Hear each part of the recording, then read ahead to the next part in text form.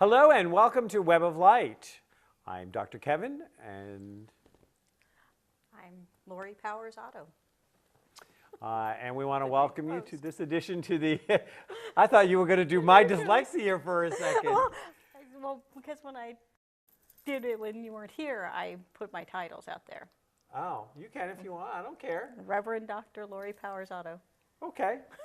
You can call yourself whatever you want. You can even call yourself late for dinner, it doesn't affect me. No, I'm kind of low key. You just call me Lori, but that's good. Okay. But Yeah. Well, you know, so it's, I kind of stumbled there. some people, you know, I went to a wedding this weekend. Yeah. And it was beautiful. The bride was beautiful. It was a second marriage for both of them. One of his daughter was the clergy and did the wedding. They asked me to do the blessing for the table, for the reception. All of their kids were involved with it. You know, that spanned from a freshman to high school to a kid that's old enough to have a freshman in high school. So, you know, kind of thing, wide. And this is somebody who first met me professionally. And I realized that everybody that came up to me said, "Oh, I've heard all about you, Dr. Kevin. It's so nice to meet you, Dr. Kevin." Now I'm at a wedding. And I'm like, you don't have to call me Dr. Kevin. Like, that's my branding. Right, right. You know, and mydrkevin.com is the website. My Dr. Kevin, my radio show, the Dr. Kevin show is going into its 12 and a half, almost 13 years now. So it's like, this is my branding. Right. And I get that it's branding, but some people go, "Wow, doesn't he just think he's so full of himself?" No, because you worked hard for that title. Yeah. So why not use it? Yeah. You know? I mean, I have it on all my business stuff. Yep. But, and I got given the name, Dr. Kevin was what I told the kids to call me that I was working with ADD and ADHD. So, you know, the little kids would come in and I'd say, "Well, just call me Dr. Kevin." Right. Instead of Dr. Emery. I was like, call me Dr. Kevin. And then it just kind of got a life of its own. So, for those of you who are unaware, if you have not seen the last couple of episodes, we have officially made Lori the new permanent co-host of Web of Light after having several months after Angie needed to leave of doing some revolving co-host. So Lori and I, though we've known each other for, 6, 7 years maybe? I'm not even sure. It's been a while. Yeah. And stuff like this. We're still getting to know each other. We are. Getting to know you. Getting to know all about I pitter-patter, but I set the mic up. So I'm going to ask you a question. Are you a Doctor Who fan? I like Doctor Who, yes. My son loves Doctor Who, so that's how I got into it. See, I love Doctor Who. So have you ever seen any of the Weeping Angel episodes? Probably. Don't blink. Okay. The Weeping Angels, and they're stone statues. They're aliens from another race, and they're stone statues. And if you look at them, their survival is to become statue, like stone. But if you're not looking at them, they can come up and they can attack you. Yes. And so, knowing who today's guest was, I thought of that. I thought about the stone angels, and I thought about how miracles are something that, I've been saying this for years, for decades. Miracles are constantly happening. Oh, all the time. All the time we have miracles happening. Yeah. But one of the trouble is that we look and don't recognize what a miracle is. Yes. Too often, it's true. It's true. We blink and we take it for granted. Yes. It's just like doing gratitude work. Yes. You got to do gratitude work. Absolutely. Why should God put anything else good on your plate if you don't appreciate the good stuff that's already there? And all my clients that come in with that issue, which is the majority, that's the one thing I tell them. Why do you expect God to give you more when you're not grateful for what He's already given you? So I think that's important. I want to share today's quote, and then we will introduce today's guest. Excellent. I'm excited. I'm so everything's Hey, everything's a I song. like it. Everything's I a song. break out in the song all the time, and see, now you won't think I'm crazy. No, no, no, Some no. people look at me like, you've lost your mind. But hey, life is fun. Well, it's supposed to be. And I don't know if I've mentioned it since you've been on the show with me, but I actually have a class I teach that everything you need to learn about life you can learn through a Broadway musical. Love it. And I love that. it goes from songs from the 1920s Broadway musicals all the way to current day and what they have to teach us about how to live a good life. Oh, I want to take that class. Oh, okay. That sounds Well, fun. we are, each of us, angels with only one wing, and we can only fly by embracing one another. That's by Luciano di Crescenzo. Better you than me pronouncing that. No, I like that because it is so true. It shows our interdependence, interconnectedness. And interdependence, both. Yes, Yeah. That when we come together, we can fly. we survive better when we come together. Yeah. I think we survive better, but I think that more importantly, we thrive better Yes. when we come together. So if we come together, if we realize there's a little bit of angel in all of us, and we can step up into it, and if we start being more grateful, and we start paying more attention to all the miracles that are happening, and I would say never shortchange a miracle. You never know when what's going to happen. Never. Yeah. No, I agree. Yeah. So all of that being said, I want to introduce today's guest, Estelle Falardeau. No, Falardeau. You listened, I didn't. I knew I was going to screw it up. I read it right there. Falardeau. Say it again. Falardeau. Falardeau. Who wrote her first book, her first full book that was released called Haven's Cove, which is in a second edition. It's a murder mystery. Ooh, I like a murder mystery. Yeah, so do I. When she was 60. Now, I do this because, all the time I hear people talk about what they can't do because they're too old. I'm too old. I'm too old. old. Oh, yeah. It's really hard when you hear an 18-year-old say it. Right? Oh, my goodness. And then her most recent book is called Angels Among Us. And it's Angels Among Us, a book about miracles. And she actually mentioned that she has already started working on the sequel. Yes. So Estelle, see, I'm just going to call her Estelle from now That's on. I don't have to excellent. play with the last name. Estelle, welcome to Web of Light. How are you today? I'm good. Good. Very good. Good. So I'd like to, first of all, the murder mystery, Haven's Cove.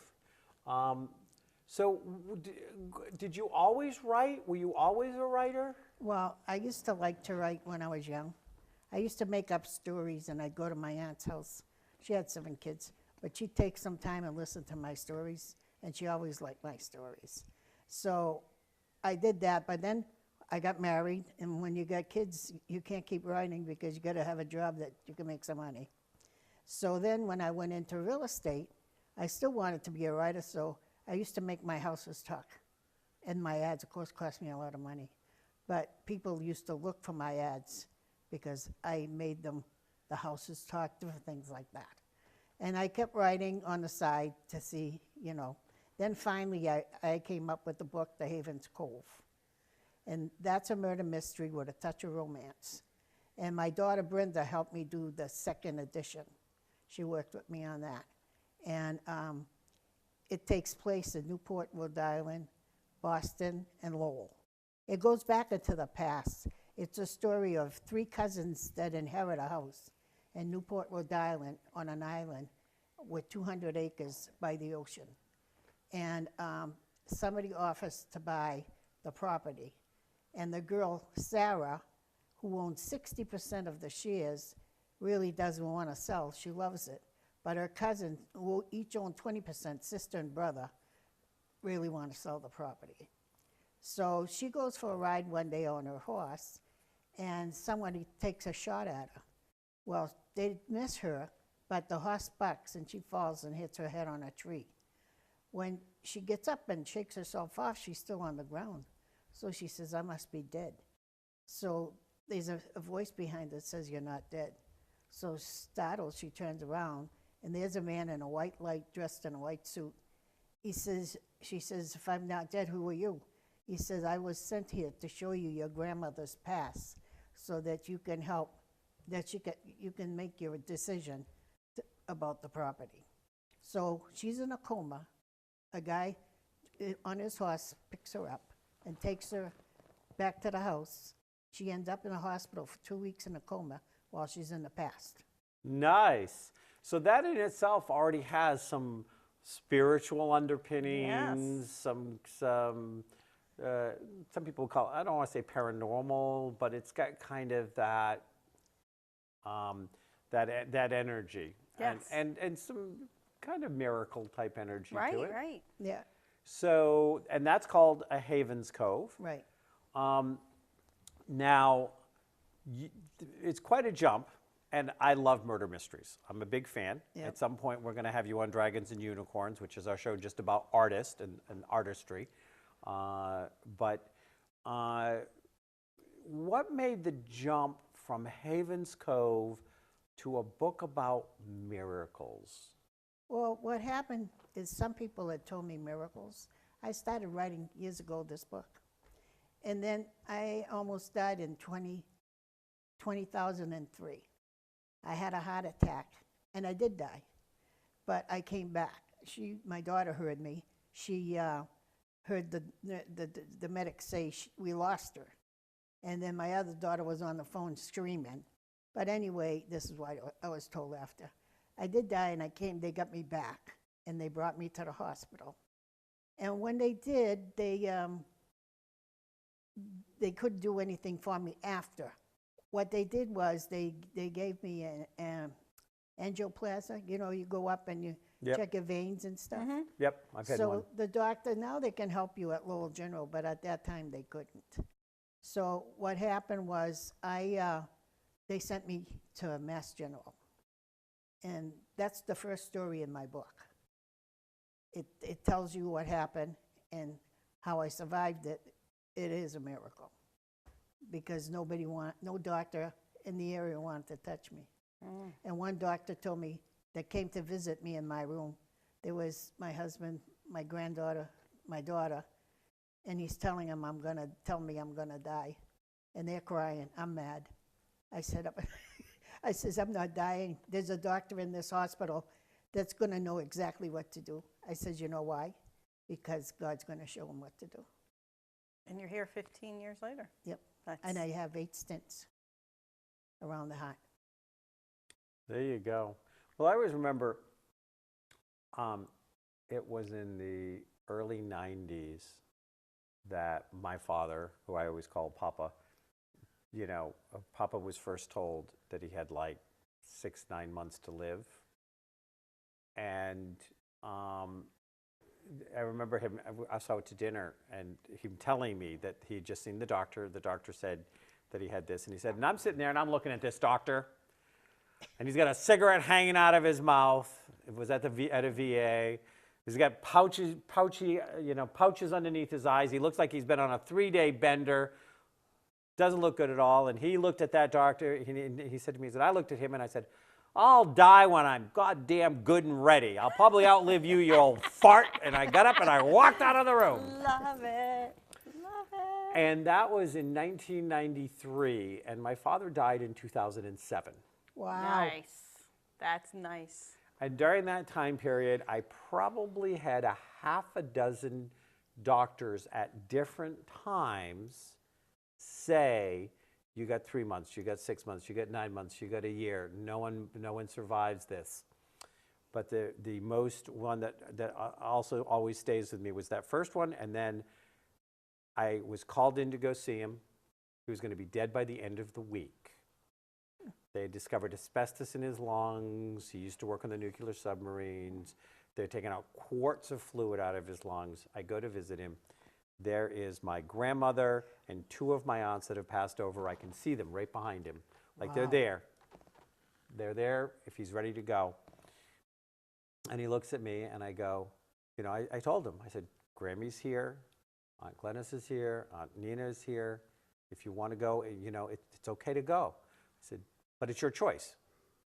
And he's kind of groggy. And he says, my choice? And he said, yes. I said, it's your choice. I said, I don't know what quality of life you'll have if you stay, because you've really abused your body and it's been abused. I said, but it's your choice. And he kind of drifts back off. That was on a Tuesday. On Friday, they released him. On Saturday, he flew to Florida and was playing golf with his friends and lived for another 4 years. Good for Wow. him. Because he wasn't had a ready. choice. Right. Right. And that's all I can think of. The anger was Yeah. his first response. Right. And he did go back a year later for his checkup, and the doctor had died. Literally, true story. The doctor, that first doctor that said he had died of a heart attack between my father's first Crazy. visit and when he went back to the VA hospital. So he did outlive him by a long time. Wow. But so anger, Right. and then knowing that it's a choice. And you somewhere knew it was a choice. Yeah, well, I knew that God wanted, I was going to get a miracle. I don't know how I knew that, but I knew it.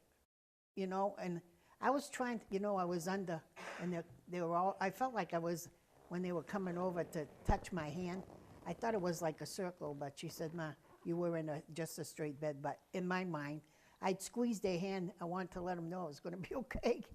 Everyone that grabbed my hand. So what happened after that, I didn't write right away because I was on a medication that made me loopy. I didn't do anything. I didn't know why I was like I was, you know. I thought I was normal, but I wasn't. And my kids didn't understand because I wasn't speaking or anything.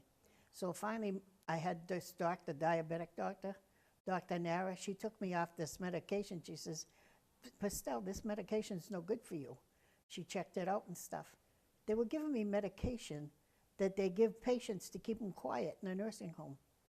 I was on that for 7 years. Oh my goodness. And I didn't know. How horrible. So once I got off, I came back to myself. I started reading it again. I redid my book, and then I had some stories that I'd written in the miracle book. So I put my miracle in, and I had another miracle at the end that was my husband that happened that year. And I got this out in October. It only took me less than a year to write it. And it came out October of 2017. 17. Okay. Wow. So Yeah. it's a brand new book. Yeah. It's a brand new book, and you're already working on a sequel. I'm working on a sequel. What happens is people that read my book, they tell me they have a miracle that happened in their life, and I ask them if they want to share it, and they say yes, so I go interview them, or I'll even do it over the phone with my tape recorder, and then I work on it. The only thing that's fictitious in the book, I change everybody's names. So I got to make it how I met them. So that's fictitious, how I meet the people. But all the miracles are true. Right, because you want to protect their identity. Right, except mine. I put the real names in Right. on myself. Right, but that makes sense because you don't want to say, well, Bob Jones of this address, you know. Right. You don't want people bugging these people, you know, your subjects. Right. So in talking to these subjects, is there any constant that you have discovered? Anything that is true of every person so far that you have come across that had a miracle? Yes, it is true. I have one girl now that I wrote her miracle, one woman that I wrote her miracle. And what happened was she wanted to buy my miracle book. I was at the senior center in Lowell, and I had a book signing. And I was telling people that my other book would be coming out soon, the miracle book. So she comes up to me, and she didn't want the other book. She says, when's your miracle book coming up? I said, well, I should have it in October at the Drake and Ho Home Day. So she says, I'll be there. And she's walking with a walker. So I said, okay. So I was at the Drake at Ho Home Day at the fair. I was working there. And her daughter, but where I was, it couldn't find me, but her daughter found me. So she came over, and she brought her mother. She said, Ma, she's over here. She was so happy. So I sold her the book, and she left, and she thanked me. So the following week, I was walking into the senior center again, because I go there for computer classes. So she said to me, Estelle, I'm reading your book. I love it so much because she says, I read a chapter a night, and she says, then I meditate on it. And she says, it reminds me of a miracle that happened to me, miracles that happened to me years ago. So I says, oh, really? So I said her name, and I says, do you want to share your miracle? Oh, yes, I would. So I says, well, give me your phone number, and I'll call you, and you can tell me on the phone on my tape, you know. She says, I'm here every day, so you can call me anytime. So I did, and she did, but she kept going like back and forth, like, you know, first she's a year old, she's 6 months old or whatever. Anyway, it was about her daughter, the one that had come over and looked at the book. And it was wonderful miracles that happened to her throughout the whole thing, the whole story. Okay. Kevin, I think something got unplugged, one of the mics, so I'm just gonna check it real quick. I think it's mic. Mine? Yeah, I think it's mic. I talk for nothing. No, we picked that up, but it was starting to cut out a little bit, Oh, but nothing. I'm what? Yeah,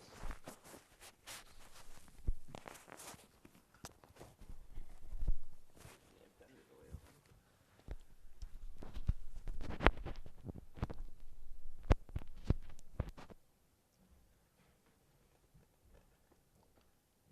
Did I answer your question right? No, actually you didn't, but that's all right, I'm going to re-ask it. Okay.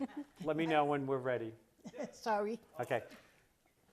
That was a great story, Estelle, but what I was actually looking for, let me Rephrase re-ask it. the question is there a commonality? Is there anything that you look at and say, oh, everybody that had a miracle happen believed in miracles, or everybody that had a miracle happened were Catholic, or everybody that had a miracle happen? Is there any one thing that you can say would be true of that fit all of these Well, miracles? you know what?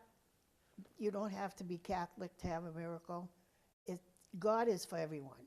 So it doesn't matter what religion you're in. I tell people that. Especially when I give out novena cards to St. Jude. When people are having a problem, I'll give them a novena card and have them do a novena. And then when it solved their problem and they faced it and it's good, they can let me know and I'll write it in the book. But one girl says, I'm not Catholic. I said, it doesn't matter what you are. St. Jude's for everybody. He's the saint of the impossible. So that helps a lot of people. So I So do there's that. no common theme. Anybody Can have a miracle. That's right. You don't have to have a certain belief or No. a thought process. It doesn't matter. Yep. You just have to be open to receive. Right. And I couldn't agree more, but I wanted to see what, you're the expert. Yeah. You've written the book. So with the miracles, saying that, and one of the things that struck me as you were telling about giving out the novena St. Jude cards was that you're giving them hope Right. as well. And it's very powerful when somebody says to you, and when it happens, let me know and I'll put you in my miracle Right. book. Yeah. So I just want to recognize how powerful having somebody else believe in your upcoming miracle. Right. There's a power to that. There was a woman I met at McDonald's last week. She knew the woman I was sitting with, and she had so many problems and such a hard. She was having a hard time. So I asked her if she wanted to say a novena to help her out, and I took a card out and I gave it to her, and she was so grateful because she was having so many problems physical problems, and I told her to give me a call when everything was fixed with her, when her problems were fixed. That's what I do, but I should have put the novena in the book. I'm going to put it in the next one. Well, because the title of the book is Angels Among Us. And sometimes, oftentimes actually, those people who walk around like you do, and I'm gonna dare to say like Lori and I do, Yeah. we end up being somebody's miracle. Yeah. Not that we are intending to be somebody's no. miracle, but I always remember the founder of the ministry that I belong to, how years and years and years ago, because I've been a member since '94, and the ministry's been around longer than that. But Rick telling a story, Rick Prigmore, telling the story of how he just got this feeling that he wanted to stop by and see somebody he hadn't seen for a while, and he just shows up and he just talks to him, and they talk about this and that and whatever. And he said it wasn't an amazing conversation, but I was talking about like good times they'd had or different things and blah, blah, blah, blah, and left. And a few weeks later, he goes, and I don't remember anything amazing in that conversation to this day, as he was telling the story. And he goes, that person got in touch with me and said, the night you knocked on my door, I was getting ready to kill myself. Oh, He said, I felt like I just couldn't do this anymore, and there was no reason to live, and blah, blah, blah, blah. He goes, and when I first saw you, I almost didn't open the door. I was going to hurry you out, and you just wouldn't leave, and you just kept talking to me. And then suddenly, when you left, I realized, no, I have things to live for. I'm going to go through. And he's like, and the whole point of the story was, you never know whose life you change just by taking an interest. and being nice, Being nice. simple act of being kindness. available. to anybody, whoever you Right. meet. Yeah. Right. It's always nice to be nice. So when you say angels among us, and I didn't ask you, what did you think of our quote today? Did you like that quote? Yes. What, angels among us, tell us how you came up with that title. I came up with that title because you never know who an angel could be. It could be a baby, it could be a child, it could be another woman, another man, or an older person, a younger person. You don't know who will help get you some type of miracle. You know what I mean? You just don't know. So anyone could be an angel. And everybody's got an angel with them. I tell people, they say, I do my prayers at night or I do my rosaries. We do rosaries. So they said, then I don't finish it. I said, that's okay. Your angel finishes for you when you go to sleep. That's what I tell them. And it's true, Yeah. That's what I believe. Right. No, Absolutely. Yeah, I agree.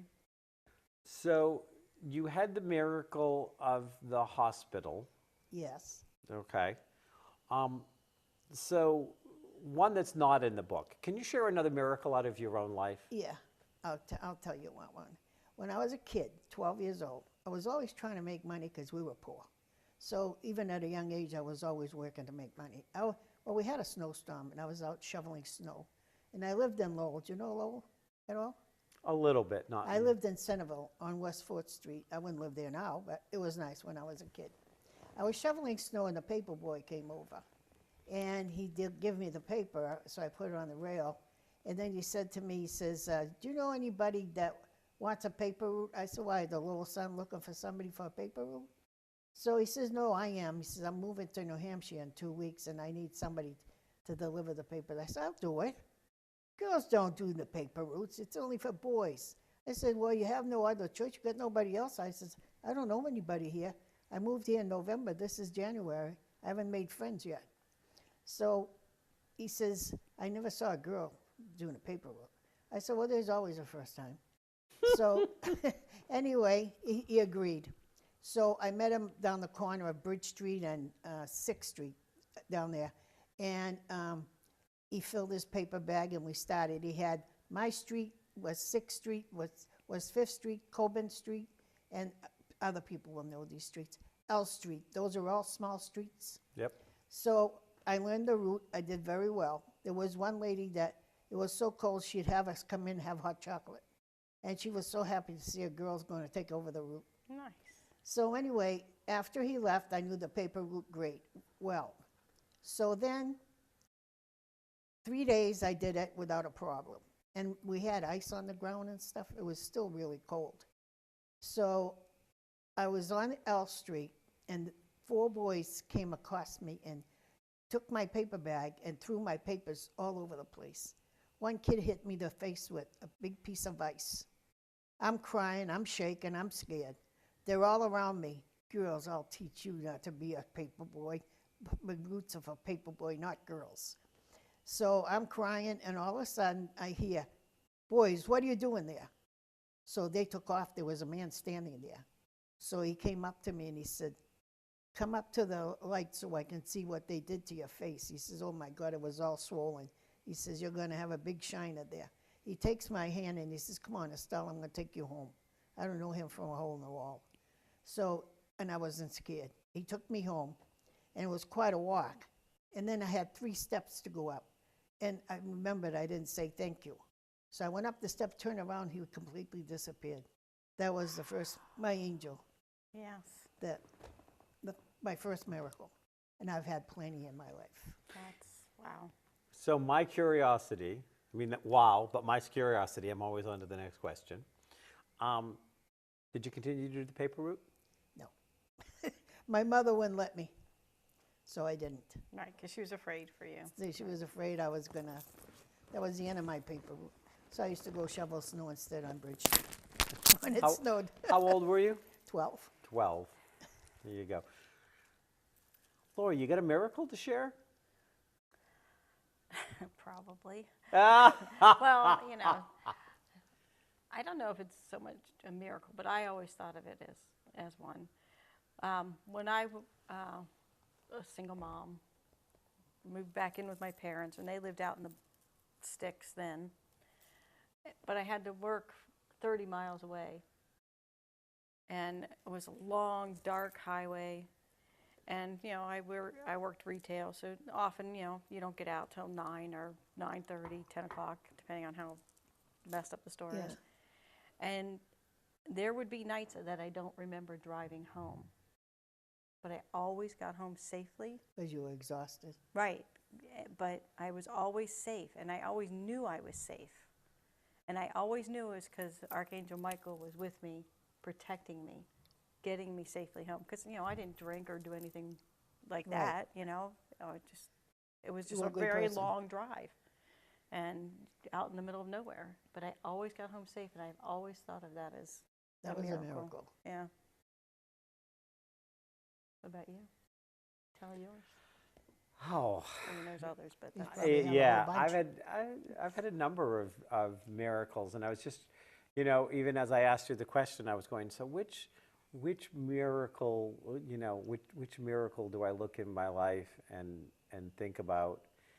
And the one that comes to me actually was one of, I've had 3 times where I died and came back in life. Wow. Did you see the white light and all that? Well, no, the first time I was very young, I was like 4. And I don't remember a whole lot of that, except I knew that I was told that I had, you know, that I had died and I'd come back, and was sort of vaguely always knew that I was given a choice. And but the second time I was 18, 19, and they had put a dye in my legs, which I had an allergic reaction to, and it made me code. And I floated over the table. And the thing is a close friend of mine at the time was the nurse, and I kept saying to her, I'm really nervous about this. Oh, this is a standard procedure, happens all the time, never, and everything. I will be there with you, I will be in there. I'm not working, but I'll be there. But it was this, you know, she was just trying to reassure me. I remember I came out and I looked down, and they're working, trying to see if they can bring me back. And she's completely freaking out because she kept on assuring me, this is a standard procedure, you have nothing to worry about. But I came back and there was no long-term damage. But part of the miracle was I really felt like that I came back with the knowledge to never, ever question my gut feeling again. Right. Never, ever question my intuitive. But I was also told as I was watching, and I'm like, I'm there. I'm there. Yep. Oh, here I go. I'm back here. Never got anywhere near the white light. There was no way of this. Was that part of what came to me was the lesson was for her, my friend, the nurse, as well. Right. Yeah, so Right. you don't tell somebody what she said. Yeah. So But that's the one that came to mind. I mean, we all have miracles. But, you know, I think it's important. And I think that it's important that other people, you know, do share their miracles, because miracles give people hope. Yeah, there was a woman that read I went to another fair Saturday at the Lions Club in Hudson. Yep, So it was a psychic fair. yep. So I was there, and this woman came over to talk to me, and she says, "Oh, I bought your book at the Pelham fair that I was at in the fall. I read it, and I loved it, and I gave it to my friend for her to read." So I said, "Good." She says, "She has a miracle that happened in her life." She says, she gives me her name. She says, "I'm going to go get you her number. I'll be right back." So she comes back. I guess she called a friend before. Her husband doesn't want to share that miracle. I said, "That's a shame that he doesn't want to share. If you're fortunate enough for God to give you a miracle, you should want to share it with everyone, so they'll know that it could happen to them too." So I told her what miracle to read in my book, The Friend, because I have another friend that a miracle happened to. They didn't really want me to put it in. I says, "I don't know why, because I'm changing all the names." And it was important that this miracle be told with my friend. So hopefully she reads that and changes her mind. I don't know. The woman's got my number if she Well, changes if her her mind. husband's assured that there's no way to associate it specifically with them, then, Right. you know, I always hope put a he different does. town than where they come from, right. you know, and change all the names. Well, you know, one of the interesting things is there's a set of reality check-ins. And one of the things that I do in my private practice is I'm a medical intuitive. And I've always found it amazing that I have had people who, in working with them, have, you know, beat a death sentence, have, you know, we've done alternative work, we've done alternative protocols, things like this. People that, you know, weren't going to live 6 months, people that weren't going to live throughout the week, that I've worked with, and things have happened. And one of the things I find very interesting is that right after they get, "Oh, it's all clear, you're going to be fine, we don't know what happened, the tumor's gone, we can't find evidence of it in your blood work, you know, the x-rays, the 18 x-rays we took must have been wrong," you know, that these things happen, that after the initial relief and the initial, you know, like wanting to make it all about me, and it's not all about me, I'm the facilitator. Right. But, you know, I'll tell everybody, I'll do a testimonial, I'll blah, blah, blah, blah. More people need to know about you. That within 3 to 6 months, 9 times out of 10, they don't even want to remember my name. Right. Oh, Nothing. Nothing. And it's because and I wonder about this husband, even though putting it in writing, even if it's not with your name, knowing that it's there and reading it means you have to accept something that may be striking a core belief system, that may be going against. First of all, some people don't want to associate with me because they don't want to remember a time that was so painful for them. They want it all behind them. But I remember this one client in particular which struggled because somehow my work was against their religious belief system. But I helped them through it.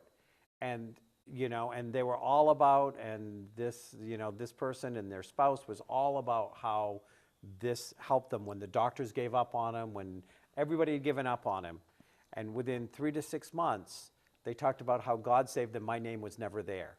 But it was their version of their God in their way, and I was no longer there. they couldn't. Because there are so often that religions teach you to be very myopic, as if everyone else's religion has to be wrong, Right. or God's going to punish you if you bend on a right knee instead of a left knee, Yeah. that, you know, if you you know, whatever it is, that they do this. So if for somebody to have a miracle about themselves or their wife or what put in a book makes it real to a level where they may have to question a belief system Yeah. that they don't want to question, which probably one of the reasons that they got the need for the miracle and then got the miracle was because God said, smarten up. Yeah. Yeah. And Yeah. let people Ah. know. Let people know. Right. Yeah. Shout it from the People rooftops. get afraid. You should be so happy. Yeah. Yeah. People You get know? afraid to share, though. Kind of like some people, I think we all know people that miracles have happened to. But some people get afraid that if they talk about it, God will take it back. Yeah. But that's not, You know? that's a foolish thing. Right. God, no. God's not going to do that. Right. Why would he? No. Why would Whatever. God? Right.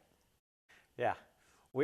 I have a philosophy on this show. I actually have not cleared it with Lori as we are beginning our ongoing relationship as on camera together. But I always say God, Goddess, Allah, Buddha, Great Spirit, Great Pumpkin. I don't care what you call it. Right. They're all the same. They're all the same. Yeah, that's what I tell people. Yeah, and it's just that if you live by what you believe and know to be right. If you're a Catholic, be a good Catholic. Don't be a hypocritical one. If you're a good Jew, be a good Jew. Don't be a hypocritical one. It's the hypocrisy that causes the problem. Right. To say it's like the mobster that goes that goes to Confession and church everything, and goes to confession and then treat you murders like somebody Yeah. Right. and then goes back to confession. Yeah, these are people that go to church and then they blackball everybody else. Right. They come out there, they talk about this one, that one, Right. Yeah, because I had some woman, I had just met her, and she went off on, how can you be a reverend and you believe all this stuff and you do this and you do that? And I'm like, my beliefs are my beliefs, your beliefs are your beliefs, but I believe that judge you. God is everything and everywhere, and God doesn't discriminate. Why would you? Yep. And that's what happened, like I'm Catholic, but sometimes in the Catholic church, they discriminate too. I don't like that part. Well, I do my thing. Well, it's very interesting. I don't know if any of you saw the news flash that happened over the weekend with the Pope. No, what happened? Well, the Pope was talking to the guy that was the whistleblower that had gotten sexually abused in Chile by all the Chilean priests, and he was the one that blew the lid off all of the sex abuse scandal in that country. And he had a private meeting with the Pope, and then he shared what the Pope said to him. And I find this very fascinating, and I'm not picking on Catholics, just so you know when I say this. But the Pope said, you have nothing to be ashamed of. God made you that way. And because the guy lives a gay lifestyle now. Yeah. He said, and he said, that God, and I don't have the exact quote, but he said, God made you that way. And that you have nothing to be ashamed of, and that it's honoring God and whatever that it's the fact that he honors God, and so he shared that, and then of course the news was all over that because this is a huge change in the Catholic doctrine or whatever, and this was said by the Pope. Actually, it's a return to original Catholic Doctrine. Yep. but that's neither here nor there. Yeah, before the second congregation. But yeah. Sorry. Yeah, the Second Catholic Congress. Yeah. Anyways, so then they contacted the Vatican to say, so is this an official change in church doctrine? And they said, we don't comment on the Pope's private conversations. I wrote him a letter. I wrote him a letter and told him that, in a nice way, that he should let the men get married, and because the other way's not working. It hasn't worked for years because look at what they're doing. So I suggested that they let the men get married, and if it's a gay man, let him get married or whatever. Yeah. Well, it's very interesting because I was, back when I lived down in Virginia, I went to the ARE, Association for Research and Enlightenment, on the Edgar Cayce work. And there is a man who a lot of his work had miracle stuff in it. The most recorded prophet in history, that has the most accuracy of any prophet ever recorded in history, Edgar Cayce. And one of the things I loved about the Edgar Cayce Institute is you could go into there and you could be sitting in their lobby area. They had 2 or 3 little lobby areas at the time, and somebody could just be doing a free-for-all talk somewhere, and you might have 25, 30, 40 people sitting on the floor, leaning around, listening to somebody talk.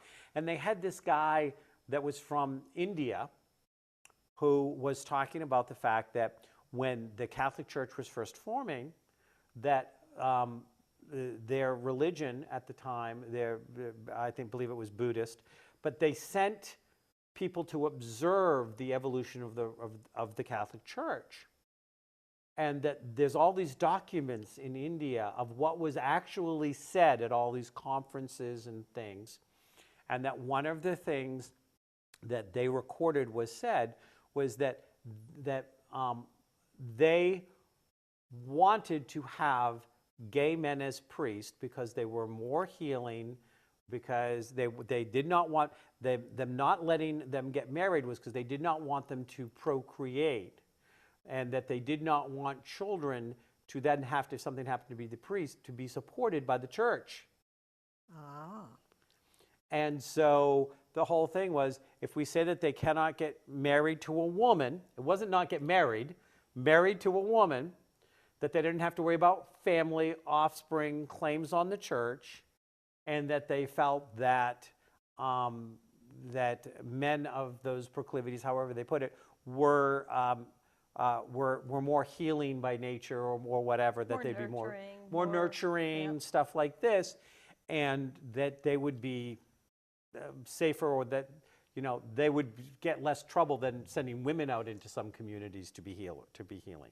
Right. Which is why the nuns tended to be cloistered for their own safety. Right. It was to protect them from the world, the cloister. Right. To come to them, but the priest could go out without fear of being molested and do healing in the communities and stuff like this. Right. But that this was all documented by observers, and all of these texts exist in India and 2 or 3 different places. Yeah, other countries. And how much that's been twisted. But I always found that very fascinating. And they did do gay marriage, same-sex marriage. I don't want to say gay, same-sex marriage, men or women. It didn't matter way in the beginning. Yeah. That was Really? very common in the Catholic Church. Now it's 14 years. They always did mysticism and spirituality, and all of that was a core tenet of the Catholic Church when it first started. Really? And they still have sections of that. They just don't have it out to the masses because they don't want everybody having that, as they look at it, power. Like the Gnostics? Yeah. Yeah. Yeah. Yep. Well, when I teach my psychic development class, I talk about, all of the psychic abilities are listed in the Bible. The only place that Yes. the church got in the way was that they didn't want anyone but the priest to know that they had access to them. Right. But they talk about the charisms. They talk about prophecy. They talk Right. about, healing. A few years ago, the Catholic Church, because I actually was did some associate professor work at a Catholic university teaching Reiki. And they brought me in to teach Reiki for continuing ed credits for nurses. And after I stopped doing it, a few years later, the Catholic Church came down and said, no, we don't, it's against the Catholic Church to do Reiki. Only priests can do that kind of hands-on healing.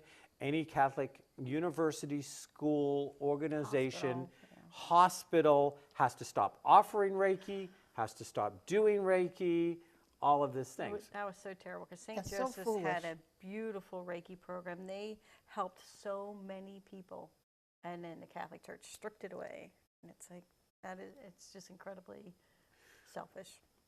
But this goes back to any institution will get to a point where the survival of the institution is more important than the vision and mission statement of the institution.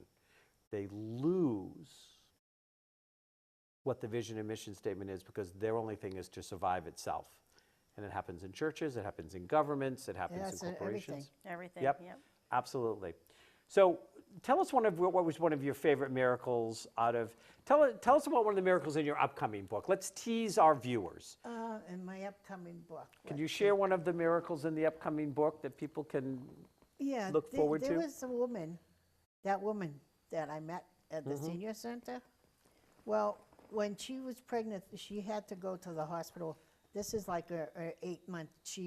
her sugar was like 500. She's a diabetic. So she had to go into the hospital December, they made her go in after Christmas, December 26th, until they got her sugar taken care of.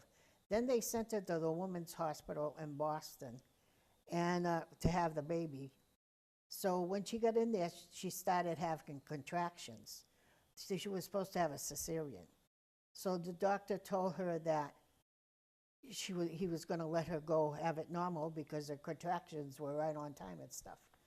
What happened in there, the woman, she died and her baby died. But then what she remembers is the doctor calling her name. Oh, before this, when she died, she was on like a plane, like all grass with the wind blowing. There was a horse there, a brown horse with a black mane. This is what she saw when she died. A black mane, and the wind was blowing his mane. And she says, I wish the wind would blow my hair like that. Well, the wind swept her up and blew her hair back, and she enjoyed the feeling she was having until the doctor kept calling her name. And she finally came back to life, and so did their daughter, but they were attached to all these machines. So anyway, her daughter came back to life, and then the daughter was still very sick.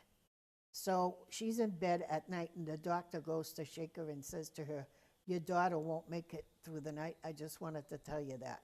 I had her baptized and with the last rites because she was a baby. And she couldn't get up to go check on her baby. She had tubes all over herself, so she cried all night. In the morning, when the nurse came in, she told her, my baby died last night. She says, what are you talking about? I'll call her Denise. What are you talking about, Denise? She says, I don't think so. She says, I'll go check.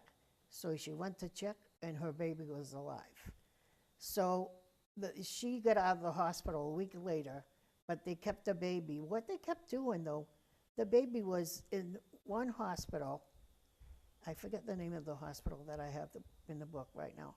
And they kept sending her every day to the children's hospital to work on her. And they did this for 6 weeks. She wouldn't take any formula. So finally, they told the mother 6 weeks later, if you come in and she takes formula from you, you can take her home. So she did that. And the doctor told her that this baby wouldn't live longer than 6 years old. So she thought her baby was going to die. She had 3 other children besides that. And her husband couldn't handle the baby being sick like that, so he took off with the only car she had. So anyway, she had to keep taking this child to the doctors. And after she finally got her to take her formula. So then, I'm trying to think now.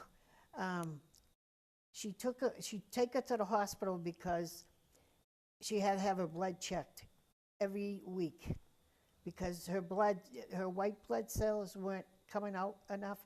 And the reason she didn't die that night was because her white blood cells came in with the red, and she was okay. That was another miracle that happened. So when she had to go every week to have her blood tested to see if they had to give her blood transfusions. And I think it was a couple of months later, and they asked her to go right to where they do the blood instead of going to the doctor's office.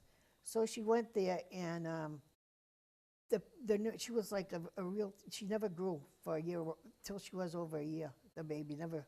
So the girl said, this is the baby that we've been doing the blood work for and giving her the getting the transfusion. They thought they were giving that to a 90-year-old woman, and she was only a baby. So anyway, finally, she was okay with that. So then she had a few seizures, and I'll go beyond that now. And then she was